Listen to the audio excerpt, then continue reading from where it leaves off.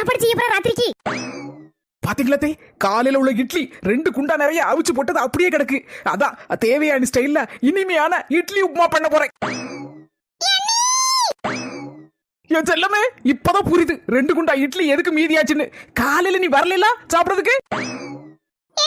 இட்லி உப்புமாவா இப்ப செய்ய போறிய? ரொம்ப போர் அடிக்குமா நீ? இப்ப வெறும் இட்லி போதுமா? என்ன தின்னப்பா? சும்மா இருங்க நீ. நாத்தனார்னாலே உங்களுக்கு ஒரு நக்கல் தான். இந்த பாருங்க நீ எப்ப பார்த்தாலும் வீட்லயே தின்னு ரொம்ப போர் அடிக்க நீ. இந்த மண்டைக்கே கிறுக்கு பிடிச்ச மாதிரி இருக்கு.